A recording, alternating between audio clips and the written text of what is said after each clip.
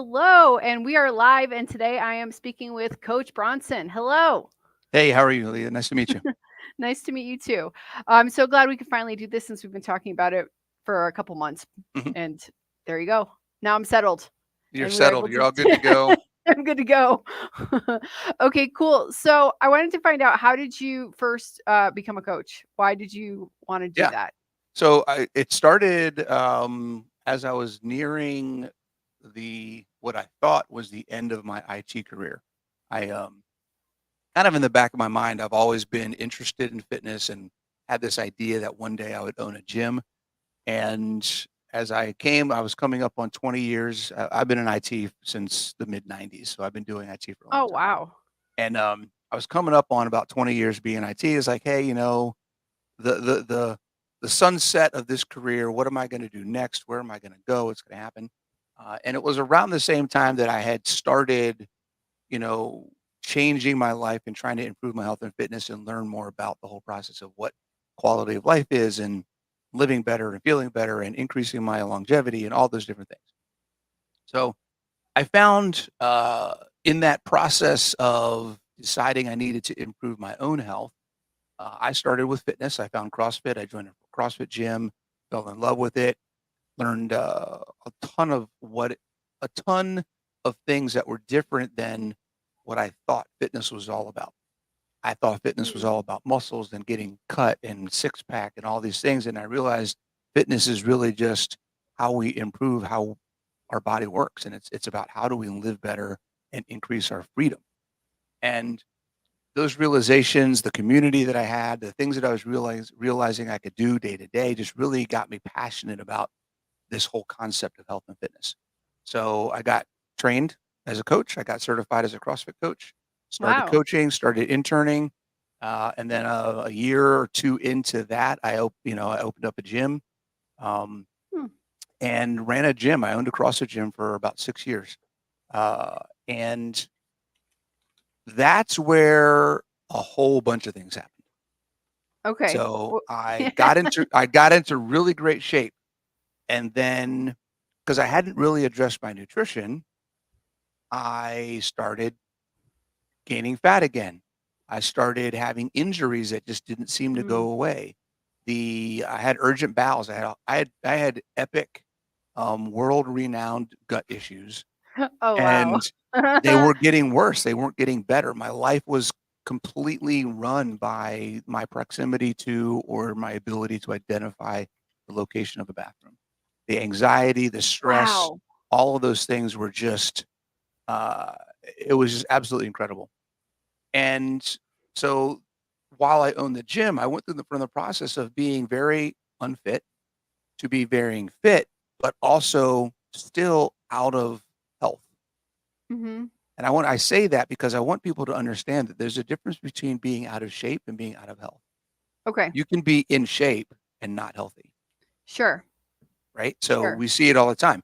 Most of the people that you see on the internet that are the epitome of fitness Mhm. are very unhealthy. The full picture of the things that we talk about when we talk about what is health, they don't have. Their mental perspective and outlook, the perception they have about themselves, about food, they're obsessed. They have unhealthy relationships with food, unhealthy relationships with their body. They may look fit and be lean, but they do that at the cost of hormone function, immune Mhm. function, and a Sure. bunch of other things, right? So they have autoimmune, they have a bunch of these issues that they're never going to show because that doesn't coincide with the image you're trying to show of fitness. It doesn't sell, Mhm. right? Right. So I mean, that's a whole nother discussion we could probably That's talk about. another live stream. Yeah. Right. So I went through that similar stuff, right? I got in really great shape, but my health wasn't much better. I could do more, and that's part of the equation, but it's not the whole equation. Right. I realized a few years into owning the gym that I wasn't meeting my expectations of living by example to the people that I was trying to help. So here Okay. I am trying to help people get in shape, improve their life, and I haven't figured out how to make that all happen for myself yet. So what am I missing? And it was around that time, 2018, May 1st. So we're about a month away from my 6-year carniversary. Mm, May 1st, yay. 2018, I went carnivore. I just did overnight. I mean, I researched it for a few weeks with what was out there at the time, which wasn't much. Mhm. Sure. And I just said, okay, May 1st, I'm going to start. And I just started. And that's where within about 90 days, within about 3 months, everything my life was completely different. Wow. It was absolutely amazing how the focus on eating the most nutrient dense foods, bioavailable foods, and satiating foods completely changed not just how I felt, but my aches and pains, injuries. I'd had nagging injuries for years that over the next 3 to 6 months, they just kind of disappeared. It's like, wait a second, none of these things are bothering me anymore. It's like my body worked better. Go figure, Mhm. right? And the bowel issues, the urgent bowels that I had, the anxiety that I had, it took me about 3 months to realize that all of the things that I was doing, the habits that I had instilled in my life to prepare for an accident, to prevent an accident, all of these things that I was doing every single day that were stressing me out and causing me anxiety were wasted time. I didn't have to do it anymore. Those issues hadn't happened. I was preparing for something that my body didn't need to worry about anymore. So there was a whole bunch of things that just came together once I had the fitness piece done. Mhm. That was my lifestyle at the time. Sure. But when I threw in the nutrition piece, it was like, wow, this is magic. Mhm. Everything came together. So that was 6 years ago, right? I was in my mid 40s at the time when I started doing carnivore. I'll be 52 next month, You don't and look it. I appreciate it. And I feel so much more empowered, physically able, and independent now than I ever did. Even in my 20s, there are things in my 20s that um, I would love to go back and do now that I hated Right. thinking about then. Obviously, some of that's experience and understanding the value and some of those challenges and things. But Sure. when you're 25, everything sucks, right? But uh, appreciating those things in life now and being able to do those and still participate in activities has Yeah. been that's where my message has kind of come over time. When I first started fitness, everybody needs to do CrossFit. Then I had to realize, wait a second, CrossFit is a great option. It's a great tool, and there's a lot of people that can benefit from it, but not everybody's ready to jump right into that. Maybe someone needs personal training, or maybe somebody needs just body weight exercises for a while in a Sure. one-on-one situation, or maybe they just need to go at home and just walk up and down their stairs more often. Like there's different places that everybody's at, and what is the appropriate thing for you? And Right. then it took me some time to learn that as a coach, right? I wanted Okay. everybody to come in. You're all going to do it my way. This is how it's all going to work, right? And I said, wait a second, that's not reality. It doesn't work that way. Right. And then when I went carnivore, it was the same thing. Carnivore's for everybody. Everybody's got to do carnivore. It's the best thing in the world. Everyone should do it. There's no excuses. Blah blah blah. And it's like, wait a second, not everybody's ready for that. You Right. know, what is Yeah. the thing? What is the thing that we can help talk about? The why is carnivore good? What is it about the carnivore diet that is helping people improve their health? Maybe there's something that we can do that can use that principle that's at a more attainable option than telling someone they have to stop everything they're doing and completely change their entire nutrition lifestyle, Sure. Yeah. right? So that's kind of Totally. where I am now is what are the things Okay. that from a fitness perspective, from a nutrition perspective, what are some of the things that make these things work that we can find an approachable option to get people started? Sure. That's great. Yeah, So here, I don't exercise at all, but I often think that I should. you should absolutely. And I used to be I used to live in a condo before we moved to the almost the middle of nowhere, and there was a Yep. gym there. And my favorite thing at the gym was the vibration plate Okay. and doing squats on it. But other than that, I don't and walking. Yeah, yeah. Why don't you work out? Um do you want to hear all the reasons? I'm a mom. I Sure. have two kids. I need to cook. I need to clean. I need to work. I need to fit Yep. in YouTube. And then sometimes I just fall asleep at like 7 o'clock at night with my Hmm. kids. And Yeah, then the day yeah. starts over. Time. So all of those things that you just listed are reasons why you should work out. Okay. Because if you don't work out, your time and ability to do those things is limited. True. Hey, you're really good at this. That's very but what do I Right? do is the question. I have no Yeah, idea what to do. whatever you feel that you're ready, willing, and able to do, that's more than you're doing now. Okay. The expectation of what you need to do is completely yours. Okay. Oh, nice. So So yeah, I have next door down the hill is my mother-in-law's house, and then down the hill a little bit more is my sister's house. there you And go. maybe I could just walk up and down the hill. It's Absolutely. really You, like you don't want to do it yeah, after a while. yeah. I mean, even if it's something you don't do on a regular basis, get to a point where maybe you just go visit them once a day or 3 times a week or something like that. And Yeah. the whole idea, the whole process of improving your fitness is the starting point is what are the things that I want to do now that I want to be able to do 20 years, 30 years from now? Mm, right. Make those things easy. So if you can make them easy now, it will be Mhm. easier to maintain down the road. Okay. If it's hard now, it ain't going to get easier 20 years from Sure. now. Right? Yeah. So Yeah. what are the things? If I want to be able to go up and down that hill and visit my family or take my kids for a walk or do any of those things, then start doing those things. Yeah.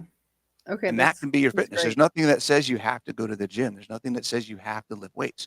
You will Sure. get to a point where those things become options you're considering because you're going to improve your fitness and you're going to need to take things to the next level. But you don't have to start there. Okay. Nice. Thank Does you. that help? We also Yeah. have a pool. Yeah, we also have a pool. So I went swimming yesterday and it was There you freezing. go. It was so Yes. cold. Like everything hurt and I just stayed in the water. Right. There's nothing wrong with that. I mean, a little bit of cold water is good. Moving around in the water can be great too. And if it's big enough for you to actually swim, It is. swimming is a fantastic exercise. Okay, great, because I love Some of it. the I best love shape it. I've ever been. I think about it. It's pretty much full body. It's like full body muscle activation. It's not great from the range of motion and the movements that you're doing because Okay. you're pretty much not really moving your body. It's small It's kind of movements and it's not a yeah. great range of motion. But from a cardiovascular perspective, from a muscle activation perspective, you're using muscles that you almost don't use Mm. much in any other movement, right? Okay, So so it's that's good. great from a stability perspective. It's great core work. Oh my God, it's fantastic core work. Great, that's awesome. I love what you said about like these fitness people on the internet. They look perfect, and then you Yeah. strive to like look that way, and then you can't look that way because you're not 18 anymore. Yep. Yep. And that like your health is one thing, not how you look is like a totally different thing. Oh, very much so. I've been doing this for a long time. I chased a six pack for a long time, and I had a six pack even when I was carnivore. For it was about here you go. Honestly, this is true story.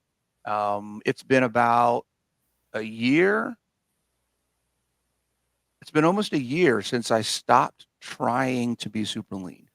Okay, Because I came up in that space when I first got started in sure. fitness. It was all about I want to get lean, I want to get ripped, all those things. And it was about a year ago when it hit me. It clicked. I was sitting on the couch and looking out the window at my apartment, and I was like, I think I've reached a point where I don't know what's next. Okay, I It's like understand. my metabolism is healthy. I don't have any health issues. All the injuries and limitations that I've ever had have been eliminated. I am physically capable to do just about anything that I want to do that life throws at me. Anything that comes up, I can't imagine anything that I'd say, nope, don't think I can do that. Oh, Right. that's Outside awesome. of someone saying, hey, do you want to back squat 800 pounds? Right. I mean, something crazy like that. But as far as being able to participate in my life, I have no Yeah, limitations there. And I'm thinking to myself, like, outside of the experiments that I do for content and my clients, because I like to test things out before I talk about them. sure. So outside of my own experimentation, the things that I'm doing to try to see how some, theories that I have about something or concepts I want to test out or things I want to prove or disprove, what is my thing? And I was like, I think I'm kind of tired of trying to be ripped all the time. It's a lot of stress. So it's Sure. been, I mean, I was maintaining myself at about 9 to 11% body fat, right? At 51 years old, 50 to 51 years old. It was about a year ago that I went through this. And, it takes to stay that low. I don't think a lot of people realize. Everybody has this idea. I want to get super low body fat, right? I want to be at 12% or 15%. I hear Yeah. this stuff all the time. And it's like the level of effort that it takes to get to sub 10% body fat. If you're just worried about consistently not eating ice cream, that's the last thing you should be worried about. Yeah. Right? Right. Start with chilling out on the ice cream 4 days a week or whatever it is, or Yeah. maybe chill out on the protein powder and start eating some real food, whole foods, instead of supplementing with a shake every Right. day, like things like Right. that. If you're still dealing with that stuff, then worrying about 10% body fat is way off your radar. If Sure. you want to try it and go for it and see if you can do it, then great. But that shouldn't be a goal. So I was really like, hey, wait a second. I'm kind of tired of doing this. So I was like, you know what? I'm going to stop tracking. I'm going to just eat what I feel like I intuitively want to eat and just focus on other things, other projects, other things I have going on in my life. I still work a 9 to 5. I have projects. I've got my business that I run. I'm writing another book, which is actually just went on pre-order yesterday. Wow. So that's Great. in pre-sale. It comes out. We launched the book in September. So I mean, I have other things to focus on. Worrying Mhm. about trying to get as lean as possible is like, this is ridiculous. I don't need to Right. do this at this point. Right. So I changed my workouts up. I stopped working out 5 or 6 days a week. I work out 3 to 4 days a week now. I stopped tracking my food and I just kind of I have a good idea. I've been doing this long enough where I can look at my food in the day and know if I'm going crazy or not. I can listen to how I'm feeling and be Sure. like, "Hey, you know what? I'm gonna have 2 meals today. Hey, Okay. I had 2 meals, but you know what? I'm kinda feeling like I need to eat a little something else. Let me have some hard-boiled eggs," right? Or something like that. Okay. So I'm kinda doing it that way right now. Now I've put on, I think I went from at the time I decided this, I was around 12%. I'm at around 16 to 17% body fat right now. Maybe Okay. 18. I haven't checked in a couple weeks. So I put on 6% body fat. I don't care. I You feel look great. freaking You look great, by fantastic, the way. right? My performance in the gym has not gone down. I feel fantastic. My clothes still fit. It's not like I put on a whole new spare tire around my waist. Yeah, do I have a six pack? Absolutely not. Right? Do I feel good? Am I less stressed about what I'm doing every day? Absolutely. Do I worry about getting the nutrition or keeping my protein or my fat or no, I don't worry about it because I know I'm Right. eating the right things. Mhm. So when you get to that point, and this is really just to tell people, when you get to the point where if the goal is fitness, if the goal is quality of life, being physically able and having that independence to do what you want to do because you know your body can handle it. That's what I call body confidence. If the goal is body confidence, which is the expression of health.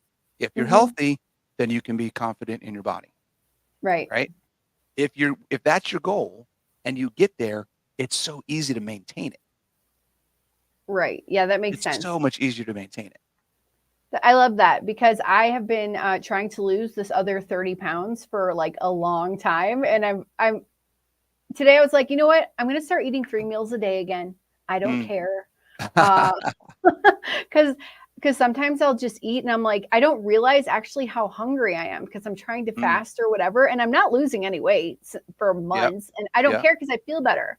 Like Yeah. what you're Yeah. talking about. Like I'm more present for my kids. Sure, I can lose more weight. Even my husband last week, he's like, you look like you're what do you say? You look strong. You don't look overweight. But Hmm.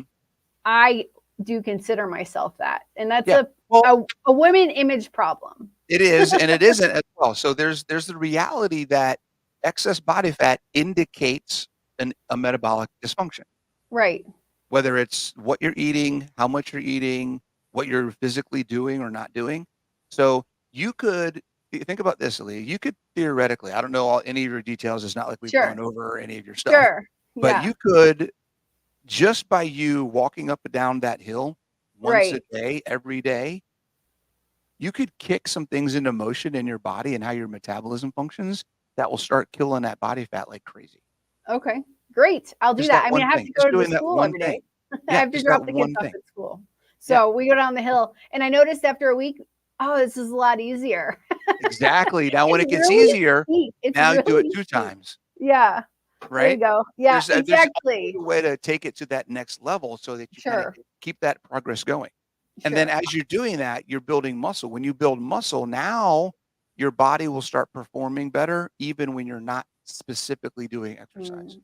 Okay, I understand. That's the key for muscle. So we think of exercise as how much exercise do I need to do to burn fat? The one thing I really get frustrated with is this whole three 350 3,500 calories is a pound of fat. That's some bull crap. Get that thought out of your head, everybody. Yeah. Okay? Doesn't work that way. Exercise, if you're doing exercise, and this is where people get stuck in the cardio trap, particularly cardio, it only works while you're doing it.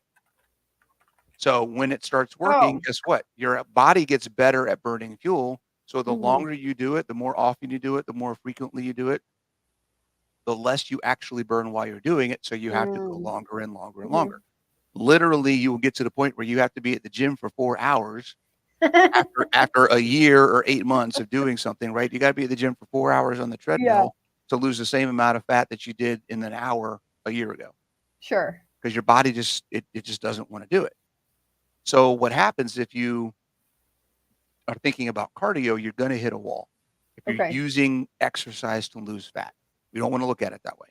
Okay. Exercise, while you're doing it, stimulates a healthy metabolism because Okay. it's making the metabolism Mm. work. Okay. Guess what makes the metabolism work when you're not exercising?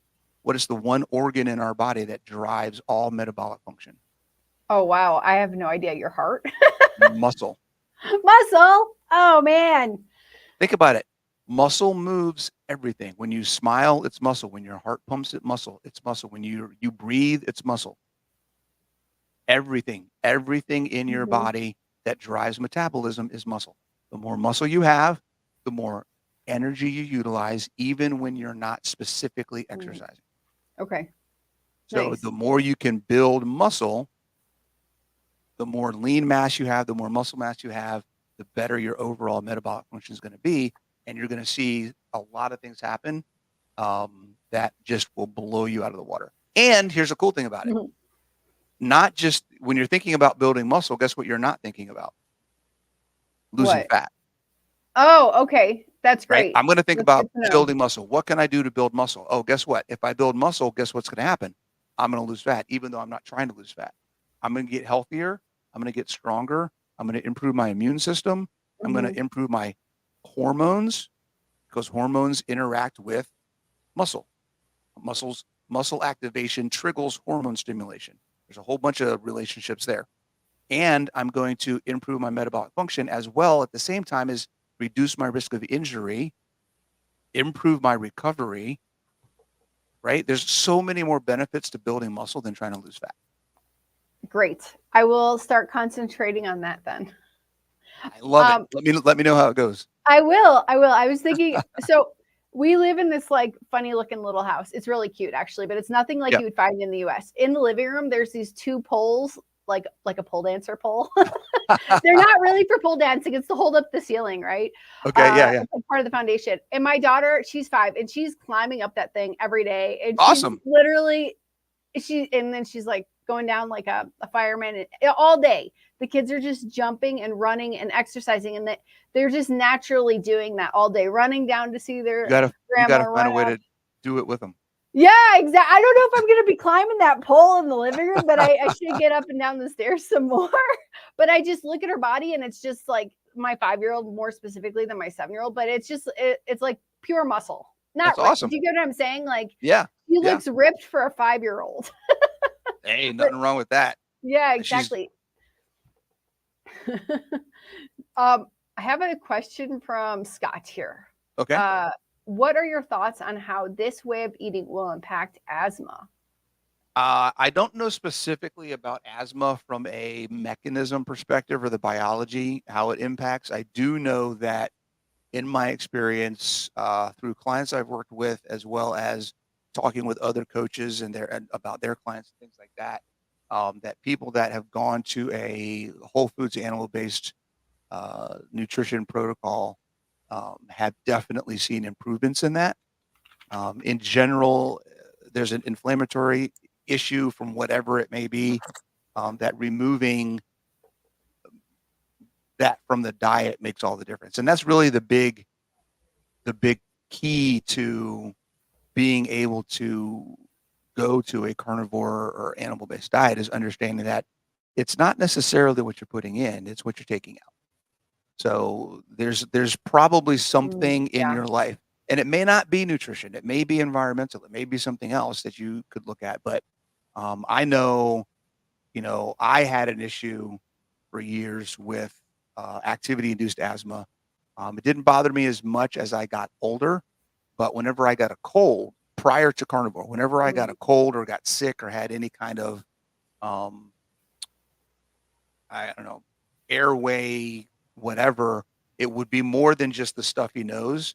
I would always start getting those asthma symptoms again, shortness of breath and inability to take a full deep breath, things like that, even though it was just a cold. Like any kind of like inflammatory response in my body would kind of kick those asthma like symptoms back in. Since I've been carnivore, I haven't had that happen. awesome. Well, that's very cool. So I don't know. Again, I don't know the science or the biology or mechanism behind that. I just know that in my experience, it does seem to help. Great. I mean, not really like it's asthma, but I used to have a terrible cat allergy. Um, Yeah. my sister, when I was in Clearwater visiting her last year, Clearwater in Florida, she gave me some like weird potion that actually wasn't like carnivore, and I drank it. So I was having lots of allergies at her house. But there's also Florida's full of mold, and Yes. all these other Mold. things. Yep. Yep. It's terrible. I'm like, I will never move here. I'm so sorry, family. I will never move to Florida. It's terrible.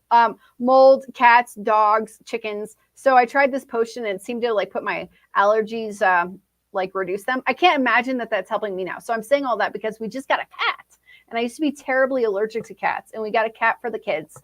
And I'm having zero issues. So Hey, I awesome. don't know. Yeah, I don't know if it's, I can't believe it's my sister's potion. I think it's carnivore that Yeah. Yeah. helped Well, with that. here's the other thing too that a lot of we think about. So there's this idea of um, your overall stress, right? The overall stress Mm-hmm. that we have, overall stress load, and it's very likely that the stress that your body has in dealing with whatever it is from the cats, it can Mm, now handle because you removed a ton of the stress that it was dealing with from what you can eat. sure. Right? So maybe it has nothing to do with you no longer have an allergy. Maybe it's Mm, your body still is reacting, but you're not feeling the symptoms because it's not overloaded. Right? that makes a lot of sense. All the little Sure. firemen running around trying to take care of all the things that you were doing to your body. Now they're Right. like, oh, we can only deal with one fire. We can deal with one fire at a time, and some of us can take a rest. Right? Sure. It's not overloaded. So that's when we talk about that's the benefit of doing this, because it's about taking things away that are interfering with how well your body functions. Right. And I want to Right. make that clear, understand that when I say function, that's what I'm talking about when I say metabolism. Okay. We equate metabolism with fuel, Right. slow or fast. That Hmm. is not how this works. Okay. The whole concept of basing anything off of how our body functions off of how much fuel our body burns is hysterically inaccurate. Okay. Because here's the thing. Think of our body. Think of food as a tree. Okay. Okay. When we base everything about how we eat on how much heat a tree makes when it burns, we equate every tree to a campfire. We take out the option of that tree becoming a chair, a house, a club, a weapon, a bridge, right? We take out the functional aspects of what trees can do for us. And it's the same thing with food. Food allows the function of our body to happen. It provides the substance that allows us to create enzymes, create hormones, grow skin, grow muscle, build cell walls, right? Build neural pathways so that our brain can function, right? So the fuel aspect of what we have in our body is a small portion of what food actually does for us. So when we talk about metabolism, we're talking about the entire function of every system in our body. Your immune system is part of your metabolism. And it's not about how much fuel does it use. It's about what does it do with the substance that we give it. If I go to a construction site and I give them wood and plastic siding, or siding for the house and wires for the electrical and pipes for the plumbing, that's the food. Right. The energy that the workers and construction workers use to make all that stuff into my house is only part of the equation. They can't do anything if they don't have the wood and the pipes and the siding. Right? So the energy we use has nothing to do with this whole equation. I want to make sure that's understood. Yeah, thank you. That was like a good analogy. I think a lot of us have no idea how our bodies work. Well, because nobody talks about it. Everybody talks about it's all about fat loss. It's all about Right. it's all about getting, how to lose the fat, lose 20 pounds in 20 days, all these different things. And it's like, that's great, but when you lose the fat, now what? Sure. You still have sure. aches and pains. You still have the health issues that you had. You still had all these things. We need to fix those things. If we can fix those things, the fat will most likely start coming off on its own. Sure. Yeah, I agree. When I was a lot younger and dumber, when I was in my 20s, late teens and 20s, smoking was like the ultimate diet. Cigarettes were the ultimate diet because you would like. God, that's a great example. I just remember I would lose weight. I would do like a carnivore diet, not knowing what it was called, and we would lose so much weight with your friends. You do these like stints. It was a crash course of weight loss, and you'd smoke your cigarettes and drink your your iced coffees, and then you're done, and now you're drinking your iced coffees and having your cigarettes with your Kit Kat bar. And that was like the diet, because you just, when you're so young and dumb, you do stupid stuff. You think you're not going to ever gain weight or whatever. And not even just young and dumb. There's a lot of people that don't know any better because everything they've been told is just lose weight, lose weight, lose weight. So they starve themselves. They go and crash diets. They try all these crazy diets, cabbage diet, sardine diet, like all these different things, because they're trying to lose weight. And understanding that weight loss is not health improvement. Right. Totally. That's hard, because I really struggle when I see doctors that I respect online talking about calories and weight loss. And I'm like, you know better than that. Sure. That's not what we need to do. We're not talking about the whole concept of calorie deficit doesn't work in the same conversation as metabolic improvement. Sure. Yeah. You can't starve your metabolism and then say that you're improving how your metabolism functions at the same time. Sure. Yeah, right? exactly. It doesn't make sense. So it's there's a lot of information that doesn't seem to make sense until you kind of break it down and ask a lot of questions. Right. And I hope that some younger generation, some people that are younger than us, can use this information so they're not where we are later in life trying to deal with this stuff. Absolutely. Scott, I just want to pop up his comment. He says his mom was a smoker and secondhand smoke, and not sure if smoking while in the womb. Maybe, I don't know if that causes asthma, possibly. I'm not sure about the studies. I'm sure there's a correlation. I don't know any of the specific data on that, but anything that happens while a mother is pregnant always has some impact on the child. So it's very possible. Sure. I quit smoking when I got pregnant. That was the key. Yeah. That was the key after 17 years. Yep. Liz has a question, and she says, does stress cause body inflammation? Yeah, absolutely. And that's not a bad thing. Aha, get this. Okay. So stress and inflammation are not bad unless you make them bad. How do you make them bad, and how do you Okay. differentiate bad from So good? it's the type of stress, what's causing the stress, and then the inflammatory response. So if I stress my body with exercise, Mm-hmm. just doing that is a good stress. We call it a hormetic stress. It's Okay. beneficial. I'm going to go get a Okay. workout in. I'm going to stress my body. My body's going to recover, right? It's an appropriate, here's one of the keys. It's an appropriate stress that stimulates a change that I Mm. then recover from before I do it again. Okay. Okay.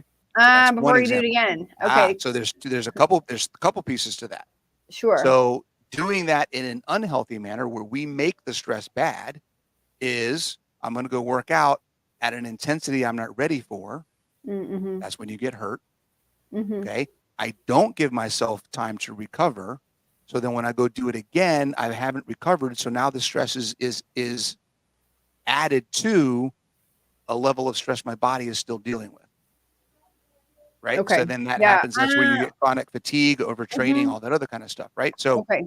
stress that is designed to be beneficial needs to be managed, evaluated, tested. Like you got to go through a process, follow a program. Don't just go out there and go all right. I see particularly women, right, because they are this exercise to lose weight mentality, Mhm. who are doing weight training 3 or 4 times a week. They're doing 20,000 steps a day and all these other things. And it's like, guys, you're killing yourselves. No wonder you're Sure. fatigued. No wonder you have adrenal fatigue. You can't lose any weight. All these things are happening. You're over. Your body doesn't have a chance to recover. Right. That's bad stress, right? Okay. When you get into the bad stress, chronic stress, that's where the inflammation becomes harmful, Okay. right? Inflammation is part of your immune response. It is designed to help you recover from stress. So if the stress is good and you're not overdoing it, then the inflammation that happens because of that stress is part of a good process. If you're overdoing it, then you have excess and over applied, let's say over applied, overcompensating inflammation. That's not good. That's where you Mhm. get cortisol dis, dysfunction, right? I've got my cortisol super high all the time. Well, it's because your body's never chilling out. Mhm. Things Mhm. like that. I can't sleep. I can't lose weight. I'm always anxious. Those are signs of overtraining, overworking, doing things you shouldn't be doing because you haven't given yourself time to rest, right? Right. Another type of bad stress could be the source of the stress, right? This is a super easy one to understand, right? If I'm eating a steak, that is a stress. Digestion is a stress on the body, Mhm. right? You're making your body respond to something that you did to it. That's the basic definition of stress. Doing something to your body responds to what you did. That's the basic definition. I don't know if we can get any more basic than that, right? So Yeah. eating a steak is a stress on the body. It has to digest the food. It has to distribute the nutrients. It has to do a bunch of things. Their activity has to ensue. Drinking alcohol is a stress on your body. Hmm. One of those is beneficial. One of those is not. I think the steak. Right? So there's a difference there. In that one, it's not the quantity issue. It's not an overdoing issue. It's not a recovery issue. It's literally the source of the stress. Mhm. That's the issue. So Right. considering those two things, you can either do too much and overstress and create chronic issues, or the source of what you're doing to add the stress could be the issue in and of itself. Right. And what do you think about people being stressful? Could that lead to physical and mental stress in your Yeah, absolutely. opinion? So you mean like in people you're dealing with, Yeah, or just relationships, yeah, interactions? interactions or people that are just Yeah, jerks ruining your yeah. life passive aggressively. 100%. So there's a whole nother mindset. We could have a whole mindset discussion if you want to get Yeah. into the mindset stuff. Um, but here's the other thing. The proactive steps that you can take to help deal with people is to learn how to deal with yourself. Sure. And that is Great a advice. super huge benefit of establishing what your motivations are, setting a routine, picking something challenging to do, and doing it on a regular basis. When you can control yourself, when you can get to a point where you are confident in what your body can do, it makes dealing with other people a whole lot easier. That's great advice. Tell you from experience, right? The other aspect of it is there are a lot of biological and physiological responses to emotional stress, right? Right. We deal with somebody, we get mad, we have a stressful day at work, whatever. We come home and we feel physically tired, even though we may have been sitting behind a desk all day, but just the interaction with people. I had one of my coworkers today say we had an event yesterday that was an all day thing. We got on a Teams call today, and she said that she heard people battery was low. And she's like, I just want to take the day off. I don't want to deal with anybody. I'm done. And it's like that has we have a physical reaction to that kind of thing. Right. Increasing your strength, increasing your endurance, increasing your stamina, having the mental fortitude and developing the grit to show up and do what you know you need to do every single day translates into your ability to deal with that kind of thing as well. That's awesome. So the emotional and environmental stresses that we have that have a physical impact, we can duplicate those things and train and get ready for them in a controlled environment when we go do fitness, when we set a routine, when we build new habits. And then we can transfer that into our work life, our family life, our relationships, and things like that. That's great. I like walking for that, and I like smiling and saying hi to people, and that always makes me feel better. It does, absolutely. I did a video about that. I said, just go out. I think thanks to the internet and social media, and now I'm off on a tangent. Sorry. No, go for it. I do it all the time. Okay, good. We're looking at our phones all the time, and I appreciate everybody looking at your phone right now and being here with us. But I think sometimes we forget there's a real world out there, and we should go smile at our neighbors, and we should go interact with real people. Yep. in real life as well is what I'm saying, not just the internet. And I don't know. Let me see. I can't, because when did I get my first phone? Probably when I was 25, I got my first smartphone. So in 2000, maybe 15 years ago, I got my first smartphone. And then you just get so addicted. Wow, you're making to me feel old. I'm 40. I'll be 41 this year. You're making me feel old. I think I got my first, I don't even know when I got my first smartphone. Wow. But the point is we get addicted to looking at our phone. We need to go out and say hi to some people. And I think that actually reduces stress, smiling, saying hi to people. And then I think it has a domino effect where they're going to maybe feel happier because you smiled at somebody you don't know. They're going to go smile at somebody else. Very much. I 100%. Different conversation. Yeah. Yes. No, yeah. It's a great conversation though. I think, and that's a great reason, that's where finding a community is huge. Right. Whether it's in person, we're talking about doing things in person, but even if it's online, finding a community of people that are doing the things that you're trying to do and that are where you want to be. The one, we're going to go on another tangent. The one mistake that a lot of people do is they find a community. This is something I'm kind of hot on right now because I've had some conversations recently about this. Yeah. And that is they find a community of people who are where they have been or are. Okay. Not a community of people who are where they want to be. Okay. Yeah. So okay. To bring you up to the next level. You want to join communities of people who are where you want to be or who are going there. Sure. If you're in a community for a while and you realize, hey, wait a second. These people they've been in this space for 4 years and they're the same as they were 4 years ago. It might not be the community you want to be in if you're trying to get beyond where they are. Right. Something to think about. I understand. Yeah, it makes sense. But I will say to your point about finding community, I had no idea when I would start my YouTube channel. It was just to keep me in line and keep my promise to myself that I was going to lose some weight. So I started this YouTube channel to document it, and then it just evolved. But I didn't expect all the people that I was going to find here. Yeah, it's cool, isn't it? It's amazing. All right, guys, we're 44 minutes in. I want to know if anyone else has any other questions that we can ask right here. And Simpson Johns mentioned that this isn't streaming on your channel. If you did or did not know that. No, nope. I'll when it's up, I'll just add it to one of my playlists, and then people. Okay, great. Okay, cool.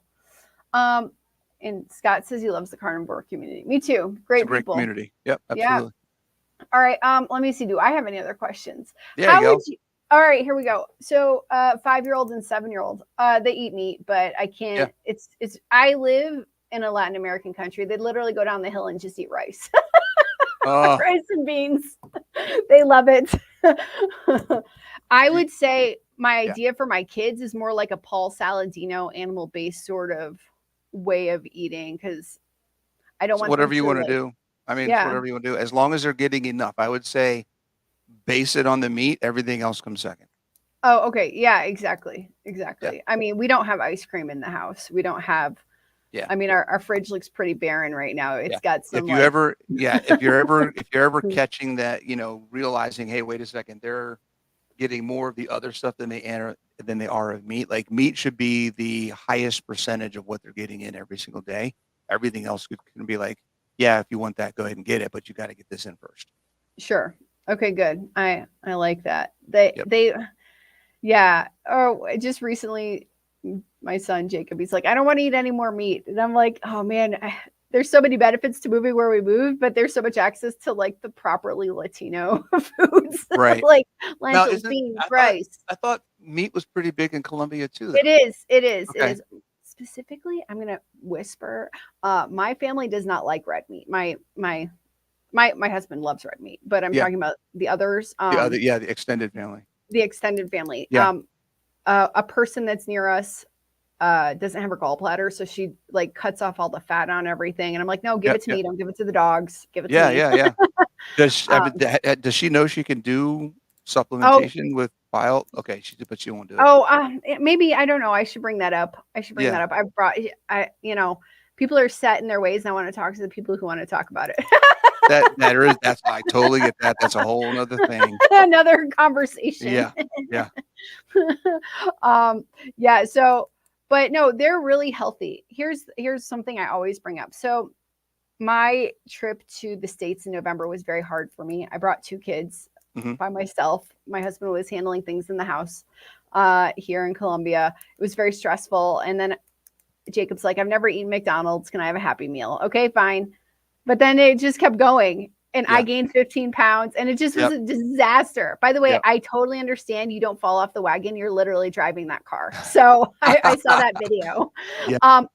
My daughter didn't really eat much when we were there. So she didn't gain any weight. And she Hmm. was having other gut issues at the Yeah. time. So that probably why she, because that was the first time she was in the States, not used to that type of food at all. My son, he just blew up. His face blew up. His belly got big in no time flat. And Yep. the reason I keep bringing this up is because I think in the States our food is so accessibly like not what am I? It's accessible to just get garbage so Sure. fast. And Yeah. here, even if they do have carbohydrates, it's like more, it's less refined. It's less Hmm. like it's Hmm. rice. Sure, it's white Oh, it's rice. totally There's some, different. It's absolutely it's totally different. totally It's totally different. different stuff. Yeah, for sure. The And it's culture is not. different.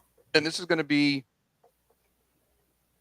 maybe controversial. I don't know, but it's not the carbs that are the problem Oh, okay. in most cases. Do Here's the tell. thing. Do Here's the tell. thing. It's overconsumption of fuel macros. So Okay. when we talk, I was just a little while ago talking about how it's not about calories, it's not about fuel. That doesn't mean that it doesn't play a role. That the idea of fuel doesn't play a role. Our body has to utilize food to make energy. That energy can come from fat or it can come from carbs. If we are active enough and we are not over consuming fat or carbs. Notice I'm not talking about protein, Mm-hmm. specifically fat or carbs. Protein is not a primary fuel source. When we talk about fuel, I do not talk about protein. I'm talking about fat or carbs because that's what we change. When we go carnivore, Mm-hmm. we don't stop doing protein, we stop doing Right. carbs. If Right. we're going low carb, then we increase our carbs. If we're going from keto or carnivore, right? It's the carbs and the fat that we adjust when we talk about fuel. So I can give somebody 150 grams of fuel macros a day, right? Say 50 grams of carbs, 100 grams of fat every day. And they can lose the same amount of weight as somebody who's doing 150 grams of fat a day. Okay. The differences will be seen in things like their recovery from exercise, maybe Mm-hmm. how quickly they heal, or other potential inflammatory issues. Right. Okay, to whatever level, everyone's different. Some people may not have any issues at 50 grams. Some Right. people may of carbs, right? So Mm-hmm. that variable is less important than the quality and the source. If Okay. those 50 grams of carbs that person's getting are coming from rice, that's a very different story than if they're coming from Twinkies. or Or McDonald's French McDonald's. fries, McDonald's Yeah, French fries, right? right. So it makes a difference because there's Sure, other stuff that comes with that than just the carbs. sure, sure. So understanding that the management of the intake, and this is one of the chapters in my book, is macros are not nutrition. I like that. Okay. Yeah. Macros are not nutrition. Fat, carbs, and protein are a macronutrient. By themselves, they do provide nutrition. But where Right, real health comes from is the micronutrients right, and the elimination of toxins. So the right. seed oils, the chemicals, all the Mhm. other stuff that gets added into our food. That's really where the problem is. It's not, I'm not saying that carbs don't play a role, but it's Sure. not 99.9% of the time. It's not the Brussels sprouts that are making people overweight and metabolically dysfunctional, right? Sure. They may give you Yeah, gas. They totally. may give you gas and cause some joint pain every once in a while from oxalates or something, but that's Yeah, not where most people are having their issues. sure, sure. Totally. I just wanted Liz is cute. Alia and Carrie are my carnivore community. I want a donut. I watch their channel. Great. That's awesome. Thank Nice. you. No um, more donuts. no more donuts. Uh, what was Coach Bronson's journey to become a coach? Oh, he That did was say the that first earlier. That question. was the first. So you have to rewatch the whole live stream when You got we're to go done with back and watch it, Scott. yeah. I was uh, super out of here real quick. I was super out of shape in my late 30s. I decided to get in shape, so I got into fitness, ended up opening a gym, then found carnivore, and here we are today. there we go. That's great. Okay, so now, do you work out with Coach N? I don't know who Coach N is. Coach Nat Or is my girlfriend. oh, So okay. the Keto Bikini Pro, which you should have on your channel as well. I will. Yeah, Keto you should have her Bikini on. So Pro. the Keto Bikini Pro on Instagram. I think it's at the Keto Bikini Pro. Coach Nat, she's actually making dinner right now. Aw, Yeah, we don't work out together. We do go to the gym often together, but we have different programs that we do. So we kind of work out, make eye contact every once in a while, then go back and do our thing. So we show up, we do our thing, and then we leave together. That's about it. nice. All right, here we go. Last day of normal. I'm trying lion and supplementing iodine to help Hashimoto's. I've been carnivore 1 year. My weight loss stalled, so I feel like my body isn't there. Is there any hope for healing? I feel her pain because I think I have Hashimoto's. I have to Sure. get that checked, but I have Yeah. a thyroid thing. So there you go. Okay. Her or his last day of normal. Sorry. Yeah. So there's a lot of things to understand when we talk about progress. Okay. What are you looking at? If you're just, okay, here's a question. If I'm looking at Hashimoto's, which is an autoimmune issue, Right. how does your weight correlate to fixing Hashimoto's? It doesn't. There's nothing that says lose weight, your Hashimoto's goes away, right? What fixes Hashimoto's? Reducing inflammation, improving hormone health, building muscle, increasing your metabolic conditioning. So if you're not eating enough protein, if you're not getting enough adequate intake of macronutrients and micronutrients, if you're not doing things to improve your metabolic function, i.e., physical activity that builds muscle, and those types of activities, you're going to have a harder time getting the immune system, the autoimmune to go away. So those are things that you need to make sure you're doing. Make sure you're eating enough. Make sure you're building muscle. Make sure you're getting enough sleep. Mm-hmm. Right? Don't.